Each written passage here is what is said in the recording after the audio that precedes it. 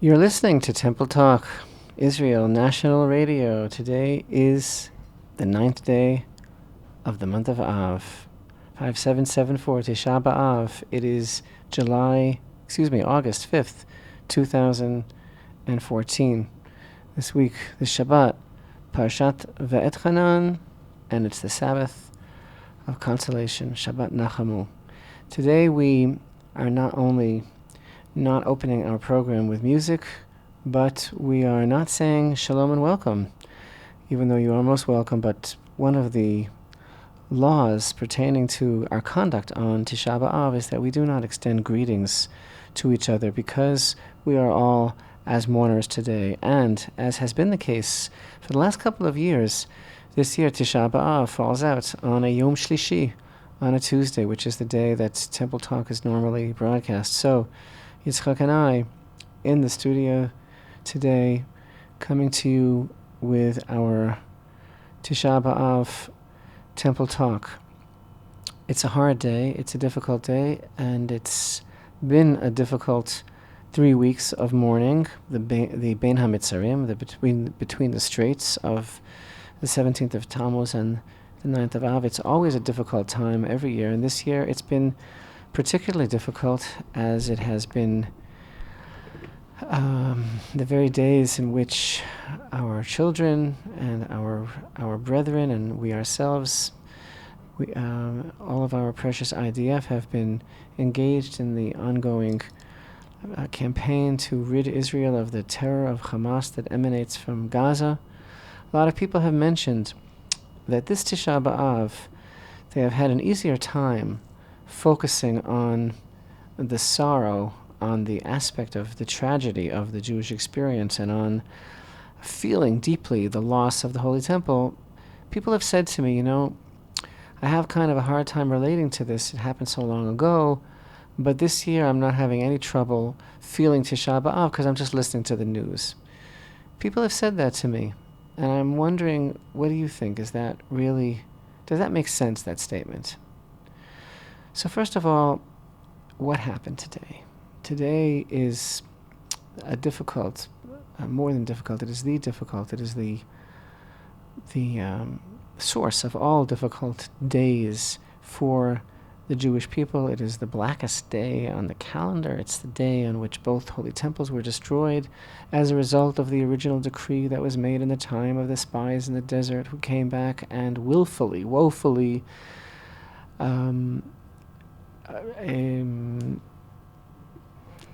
downcast the hearts of the children of Israel with their evil report against the land of Israel. That resulted in the decree of the 40 years in the desert, and ultimately the crying that was for naught on that night resulted in the crying of Tisha B'Av.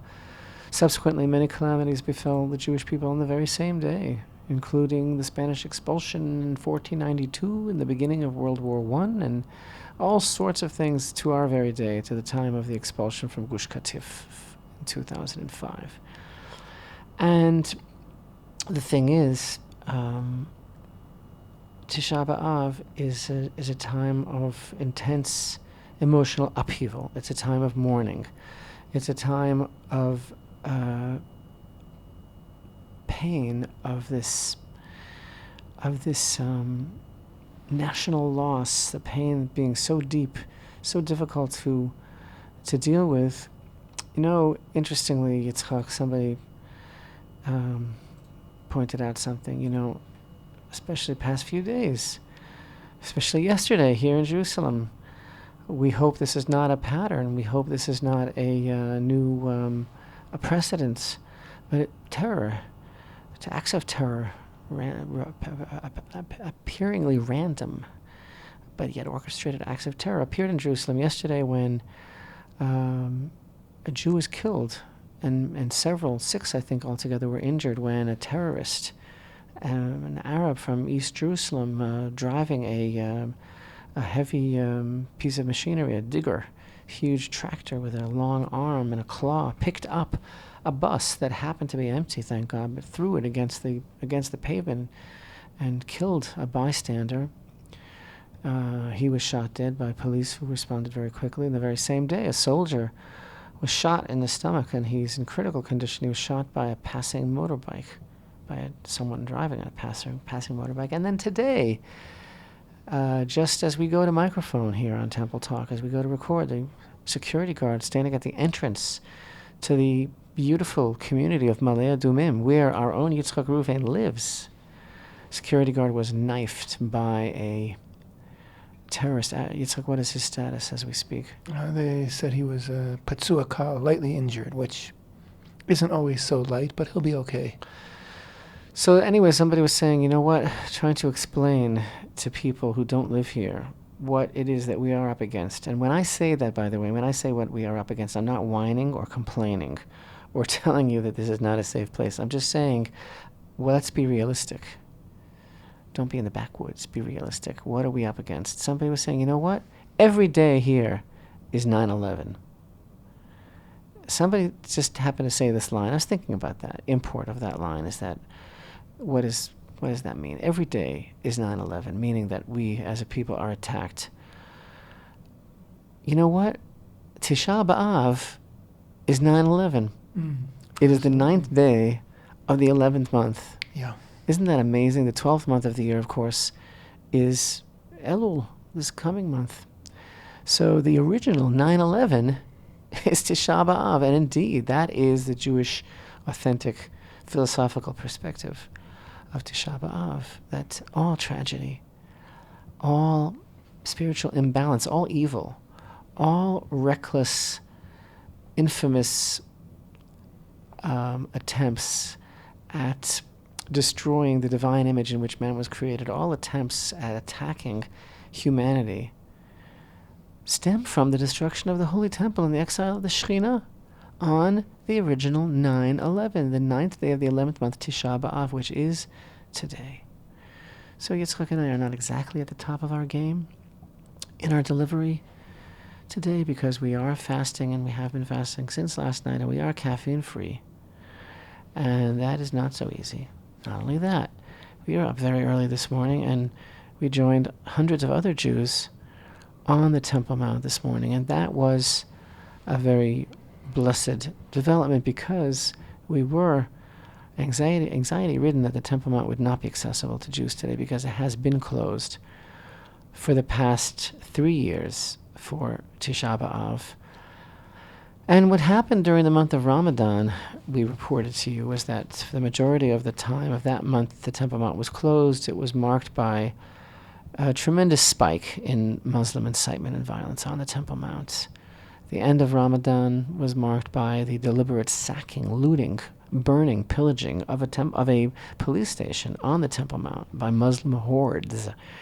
And so we were very concerned because the past few days, although the past few days leading up to Tisha B'Av, we have seen many hundreds of Jews go up to the Temple Mount. There was a lot of chatter in the Islamic social media calling for incitement and calling for them to rally and attempt to force the Jews off the Temple Mount today. But we were glad to see that the Israel police did a fairly good job of protecting the Jewish visitors today and allowing them to visit, at least in the morning. Unfortunately, in the afternoon, apparently they once again did give in to terror and close it down. And it wasn't accessible in the afternoon.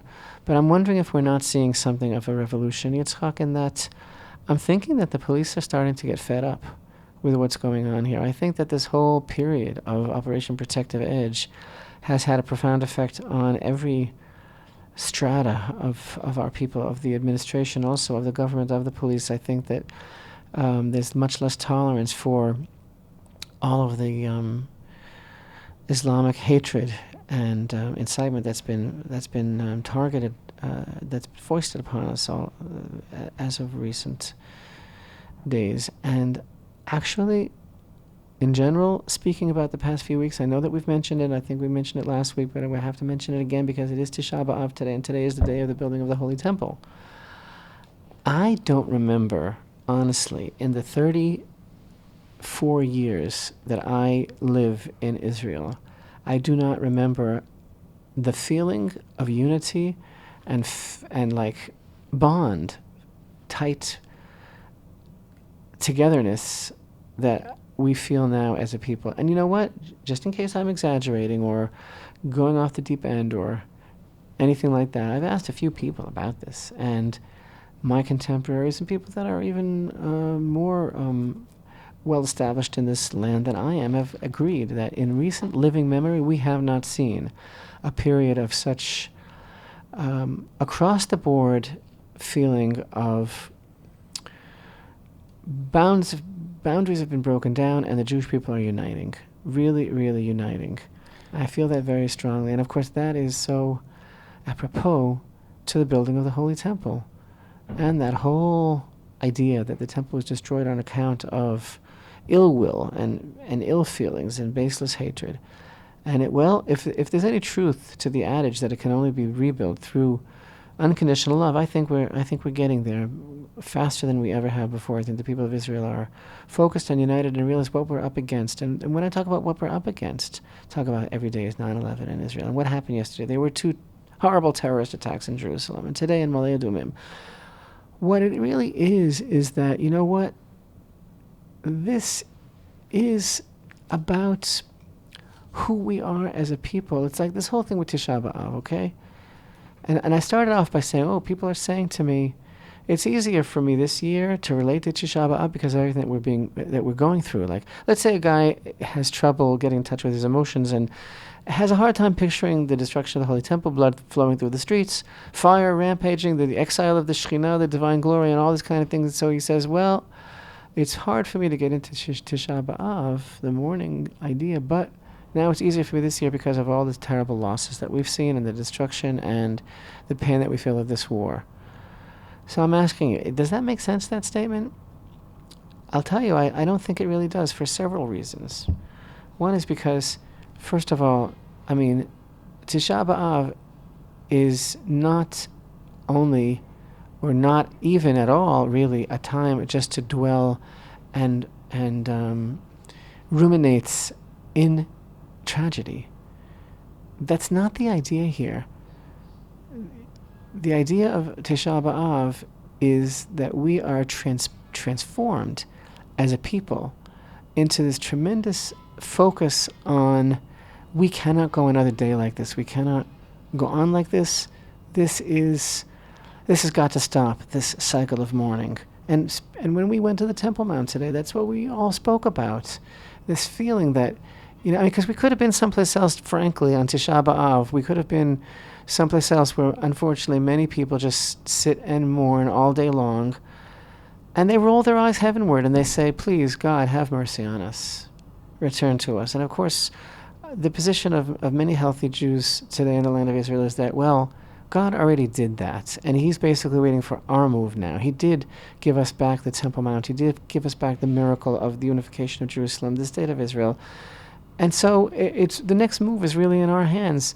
So the mourning of Tisha B'Av, which is an obligation and which is very serious and which we can never forget, we have to really identify with the loss of the Holy Temple, but it should make us get up, stand up, get up, and begin to rebuild. That's exactly what we're trying to do. So it seems to be easier for people to focus on the tragedy and the loss, but not on doing something about it. And of course, we've told you about this endless hours over the years about how that is really the call of Tisha B'Av. Fortunately, happily, thankfully, blessedly, more and more Jews talk like this. It's not only a couple of freaks at the Temple Institute. There's a generation that has risen in the land of Israel that is saying, we have to stop this cycle and we have to rebuild. So that's as far as that's concerned about this idea of like emphasizing the tragic and not emphasizing the rebuilding. As far as the Operation Protective Shield, Protective Edge is concerned, and how that is helping us to focus, like a friend of mine said, you know what? I don't even have to study those portions of the Torah, the Midrash, that describe in great detail how horrible it was at the time of destruction. A friend of mine just said this to me yesterday. This year, I didn't do that. I'm just listening to the news. All I have to do is look at the headlines, and I feel completely in the spirit of Tisha B'Av. Well, I have a lot to say about that. And basically what I say is, you know what? I think that all the headlines that I've been reading these past few weeks, the outrageous headlines I mean, and they have been absolutely outrageous. Where should we start? Past couple of editions of Temple Talk, all we've been doing practically is just going over the headlines because they're so incredible. We've been so fixated. And, I mean, have we left anything out? I mean, Israel being criticized for fighting back, and the UN that's been cooperating ostensibly and really with Hamas for decades, and that's why these missiles are in schools, and all the tragic loss of civilian life that Israel tries to prevent at the expense of our own soldiers' lives. Because unfortunately, and we need to redefine this, there's an idea in the IDF that our high ethical and moral standard means that we're so concerned about the loss of civilian life, but it's usually at the loss of our own lives because we're so concerned about protecting civilians who cynically are being manipulated to be where they're not supposed to be, and that becomes our problem. But the point is, what is this whole war in Gaza all about? What is it really? Where has it really brought us, and where are we going with it, and how does it fit into Tisha B'Av? I read these headlines, these outrageous headlines, and what's going on with the Jewish people all over the world, and how Israel is being vilified, and how Jews in communities all over the world are being ostracized and bullied and endangered, and all the rise of anti-Semitism, all because Israel is standing up and defending itself in Gaza. And that's very, very bad. Everybody's very, very upset that we're being assertive, because everybody loves us when we're dead, but they can't stand it when we're assertive. And I read all this stuff. It just keeps rolling in. It's just so unbelievable.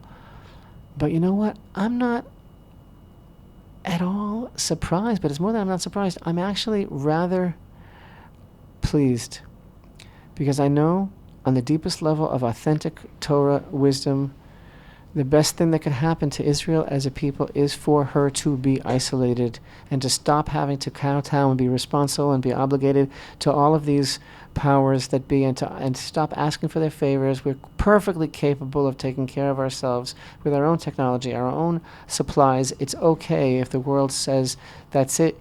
We're not gonna support you anymore. That would be so great, because then we would turn to each other and to our Father in heaven. That's exactly what's beginning to happen here, and I think it's right on schedule. And all these screaming headlines that are talking about how bad we are and how everybody thinks we're so bad and how these are the worst of times. I actually think that today on Tisha B'Av 5774, coming down from the Temple Mount, sitting here with Yitzchak, I think that we can honestly say that we are in a great moment of history. I felt that a lot stronger before we withdrew, and I know that a lot of the Chayalim, a lot of the IDF soldiers feel the same way. They feel that we should have gone further, but it isn't over yet. It isn't over yet. Bibi says that we're just redeploying and that we have to readjust ourselves. We'll have to see. They're in Cairo now and they're negotiating ceasefire. I don't know. All I know is I think that this nation understands better than ever before what we are facing and how important it is that we take care of ourselves, that we rely on Hashem, the God of Israel, and that we do exactly what we need to do to take care of ourselves. And as maybe we fell short, maybe we need to finish the job, but I'm very, very proud of Netanyahu, and I can say that for the first time in a long time, that I felt that way, that he really did well under the circumstances. I think it's a great moment in history. I think the masks are being pulled off, the gloves are off. I think that all of these people, the Obamas and all of the leaders all over the world, I think we see them now for exactly what they are. There's no more playing around. There's no more excuses. And you know what? There's no greater, connection between Tisha B'Av and mourning the loss of the Holy Temple and beginning to rebuild it than what this war has been all about, because it's been described as in a very minimalistic way. We have every right in the world to defend ourselves. Really, we don't have to live with missiles raining down on our heads. We don't have to live with insecurity. We have the right to be secure. We have the right to punish the terrorists. We have the right to fire back. We have the right to find the tunnels. And it's all about like this whole minimalistic thing, like we are going to live in safety and security. And especially in the beginning of the operation, Netanyahu said, we're not going to stop until we have achieved peace and quiet for Israel. But the message of Tisha B'Av is that the real goal of this and every operation that Israel must take upon itself is the building of the Holy Temple. That's what we're doing in this world. The Holy Temple is about bringing the light of Hashem into the world. That is our job. Our job is not to live in peace. Our job is not to live in safety and security. That's a given. That's understood. But that's not all we're asking for. We need to be the people that we were commanded to be. And that means that we need to build the Holy Temple. And so the connection between everything that's been going on the past few weeks and the forming such a beautiful tikkun, such a beautiful rectification of these days of the spies, of the sin of Lashon Hara against the land, of the destruction of the temple, of Tammuz and Av, it all fits like a glove, because the real goal of Israel and her land, and of all those and of facing all those that come up against us, and of winning, ultimately has to be, and we have to remind ourselves of this, we are not accomplishing anything until we rebuild the Holy Temple. And that is when we will take our place amongst all of our brethren in the family of man, all of humanity, and that is when we will do what it is that we came into the world to do.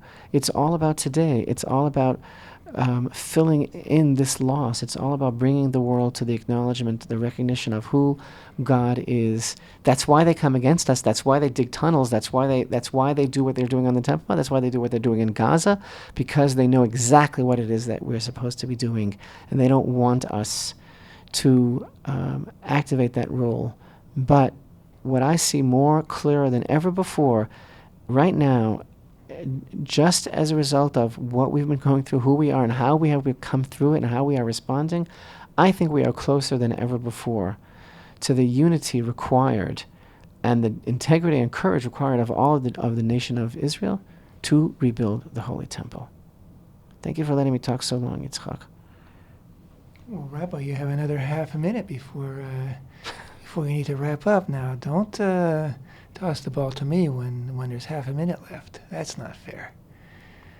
Unity, love, togetherness. I have lots to say about it as well, Rabbi.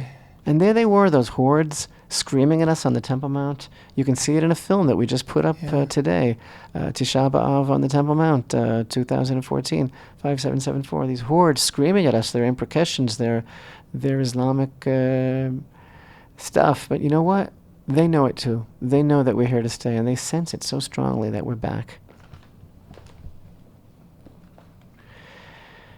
Time for a short break. We shall be right back for the second half of this Tisha B'Av Temple Talk. Stay with us.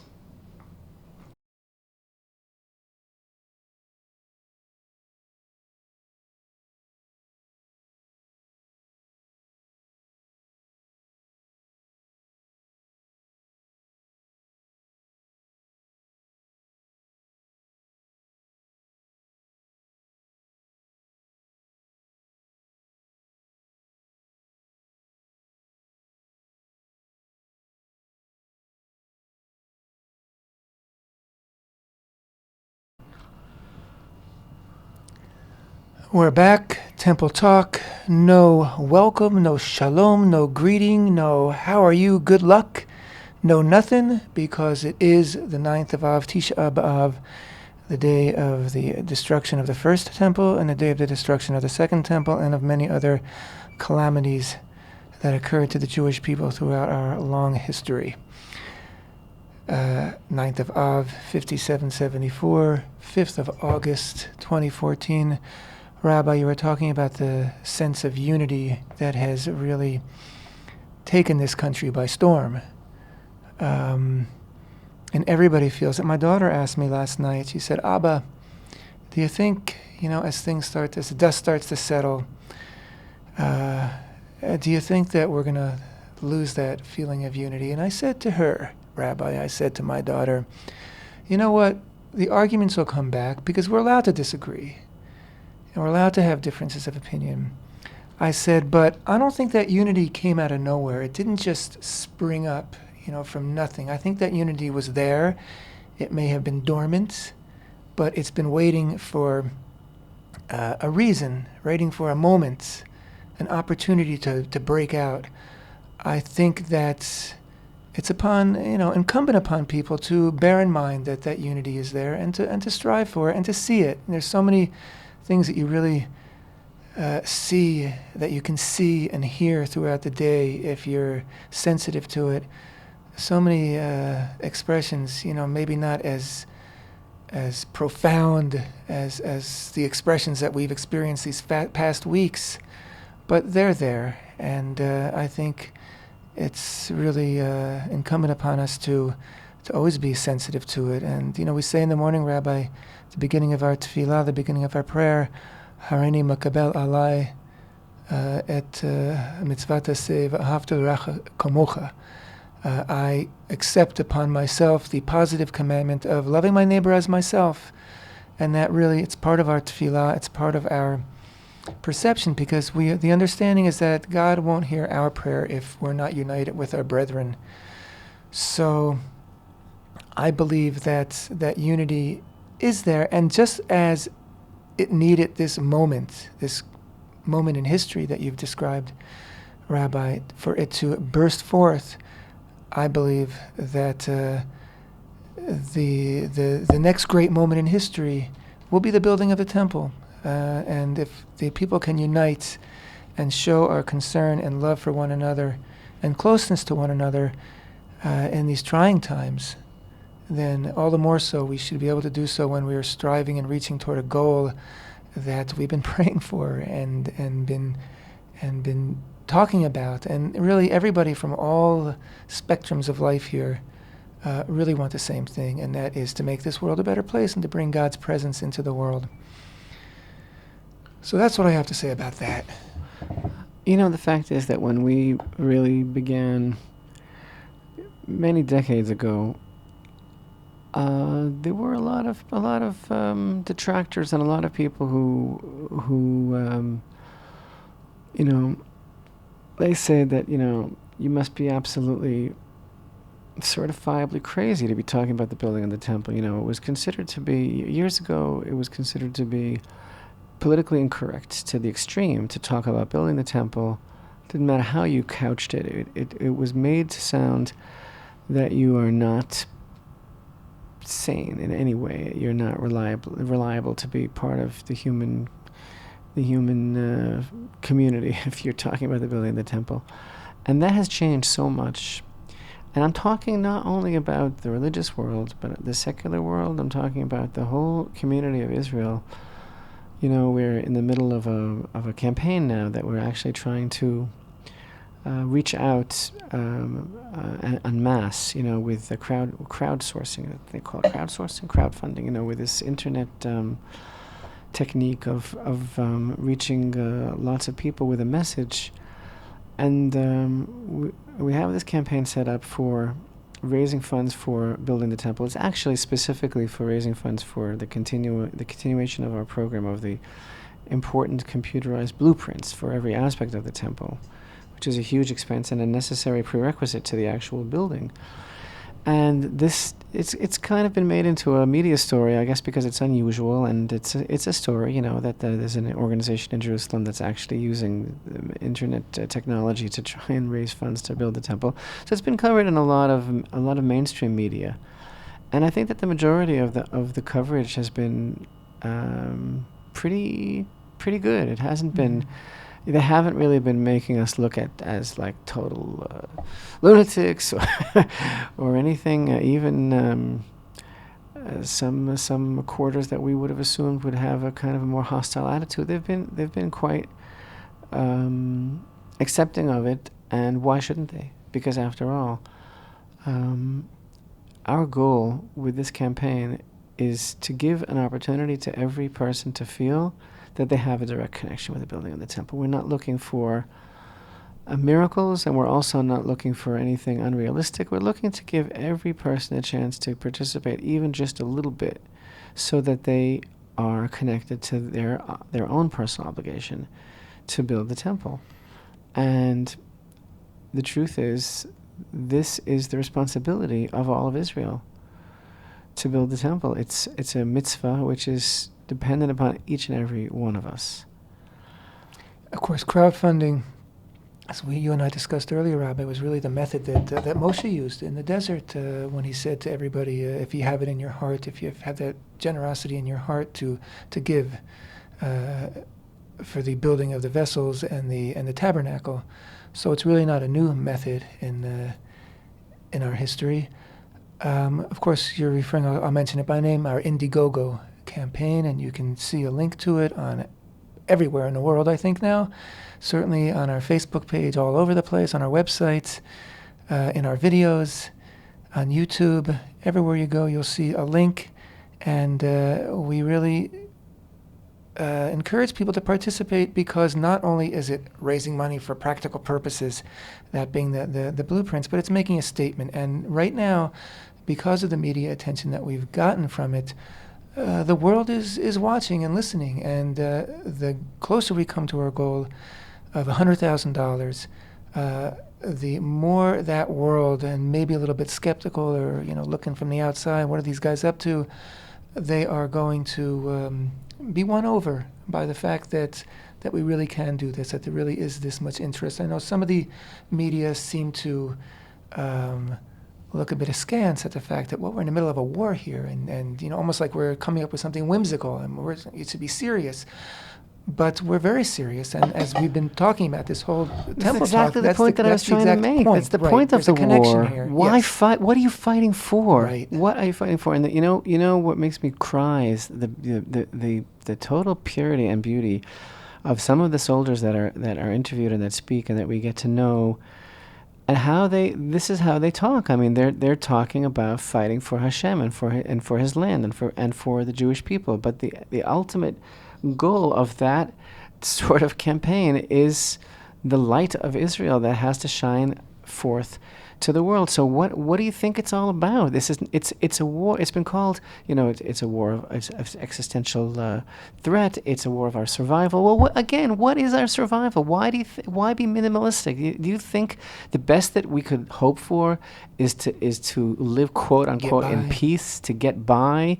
I shouldn't have to worry about a missile falling on my child's kindergarten. I shouldn't have to worry about a terrorist popping out of the ground in my backyard and slitting my throat. Duh, you think? Yeah, I think that's true. We shouldn't have to worry about those things, but it's a little bit more than that. It's about this level of life, of the reverberating of every step of our lives to a total divine calling. That's what we were created for. That is an equation that is only answered by the building of the Holy Temple, and that has to be the ultimate end game of going into Gaza and routing out the terrorists and sealing up the tunnels and stopping the missiles and stopping the horrible satanic cult of Hamas from destroying everything in its path. Well, what is it all about? It's about, Zechariah says, 10 men from amongst the nations coming over to a Jew and grabbing onto the corner of his garments and saying, "May we please go with you, because we heard that God is with you." It's about this place becoming the center of peace for the whole world. Haggai the prophet says, Hashem says, "In this place I will grant peace." It's about the possibility of all humanity being able to make a pilgrimage to this place and saying, wow, that's what it's all about. There's a reason why I'm here. There's a reason why I'm alive. There's a reason why I'm feeling what I'm feeling. There's a reason why I can do what I can do and I can't do what I can't do, because I am part of a program, and the program is man. And that is why we're fighting. So actually it makes perfect sense to be doing this in the middle of this war, because it's all one theme. And you know what? We're very serious about building the temple. And people, again, we've spoken about this, how during this whole period of time, which is crescendoing today, the time of mourning for the Holy Temple, it's politically correct to talk about the Holy Temple because you have to do it. It's a mitzvah. It's a responsibility. It's an obligation. And so people do it, and they go through everything that they have to go through, and they're very sincere, and they're mourning for the Holy Temple. But it's not easy in the middle of February or some other time of the year for me to grab hold of a person, shake him by the collar, and say, "You know about the Holy Temple? I got to talk to you about the Holy Temple." They're like backing off, give me the hairy eyeball, like, "Whoa, what is this guy crazy? Like, what are you talking about the Holy Temple for?" Now it's okay to talk about it because you're supposed to be sitting on the floor today and mourning for the Holy Temple. Well, I want to do more than talk about it, but let's start with talking. I want to talk about it every day of the year because it is everything. It's about everything. It's not, we can say this for the millionth time if you want, it's not about a building. We're not interested in a building. We're not interested in a building. We're interested in a level of life that the Holy Temple is all about. And that is the level of living for and connected to God, which is the level that we were created for. And so here you have the whole nation of Israel begging Hashem for the rebuilding of the Holy Temple and talking about it 3 times a day, 2,000 years, and especially today. It's the whole day. We're not even allowed to greet each other. We're not allowed to do anything except, that would divert our minds from the Holy Temple. Well, doesn't it make sense, if that is the case, and you're willing to accept that we're actually trying to build it? So why do you think that we're like, this is exactly what you mean. Oh, you mean we have to build the temple. You mean the temple is the focus of our lives. You mean that is the most important thing that we could be doing. Yes, exactly. Rabbi, you mentioned earlier the soldiers and their innocent, beautiful expressions, pure answers and understandings. You mentioned also Bibi Netanyahu and the way the war has been conducted, and is the army pulling back out of Gaza? What's going on? The impression I've gotten from what I've seen and heard and what I've read is that the soldiers, they want to go all the way. It's the upper echelons of the military who don't have that confidence and don't have that vision, and it's no wonder, because they were picked for their jobs during this whole horrible period of Oslo and of the what do we call it? Hitnatkut, the disengagement from Gaza. So they're of that mentality. They don't have the vision, and they were the ones who weren't presenting the government with real plans to go all the way. So the government couldn't choose to go all the way, but the army wasn't ready to do that, the upper echelon of the army. What is so encouraging is that these soldiers, they will soon be the generals in the army. They will soon be leading the army. So what we may not have been able to achieve today, we will have that potential to achieve in the very near future, because this is the generation. We keep saying that, and I feel very vindicated about our understanding that the children are ready, because these same children who are ready to take back land that was wrongfully given away, they're the same children, the same generation that will be ready to take back the Temple Mount that was wrongfully taken from us and to build the temple. I think that they really have that innocence and that drive and that courage. Their acts of courage that are still being reported throughout this war are just astounding, incredible, and that is what's encouraging. That's the most encouraging thing. And from them, the older folks like you and me, the ones that drove up to the front with carloads full of food and went to funerals and this and that, we got that energy and we got that drive and we got that vision from those young people. So, if I had to deliver a state of the nation right now, I'd say we're doing okay, because that generation that will be our new leaders, they're okay. The same generation of kids that are going up to the Temple Mount and are going up as the masters, not as, sheepishly looking around, but as the masters. And they're the same generation that fought their way into Gaza. They're our leaders. I think we're in good hands. And I also think that the whole country knows and feels so strongly that we are so close to God.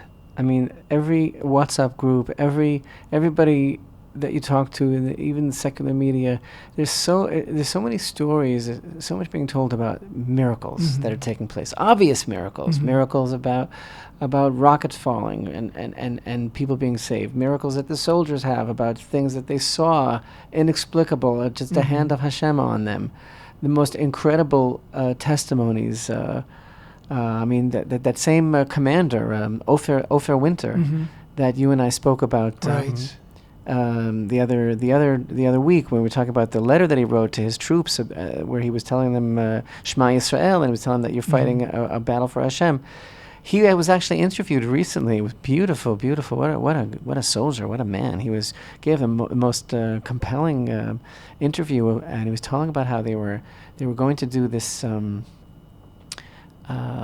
This maneuver, they were going into some very dangerous area in Gaza, and they were counting on a certain kind of cover of darkness, and it lifted earlier than they expected, and they found themselves suddenly exposed. And then all of a sudden, a cloud came. This fog came. He says this dense fog came and covered them completely. He said it was exactly like the Torah describes, or the clouds of glory covering them, and on and on and on. And you get this tremendous sense of the nation feeling very strongly, you know what, this is for real. Like, Hashem is with us. He has not abandoned us, and we can do what we have to do. And at the same time, I want to say, lahavdil, that I think that our enemies know it too. And you and I, we just posted on Facebook, on YouTube, a very short, like 3-minute film that we made this morning on the Temple Mount. And once again, everyone can see the hordes, the crowds of the Muslim agitators standing there. Were kept at a good distance this time by the police in full riot gear. You can see the Muslims standing and screaming at our groups, Allah Akbar, with tremendous, tremendous venom, and other things they were screaming at us, tremendous, tremendous hatred and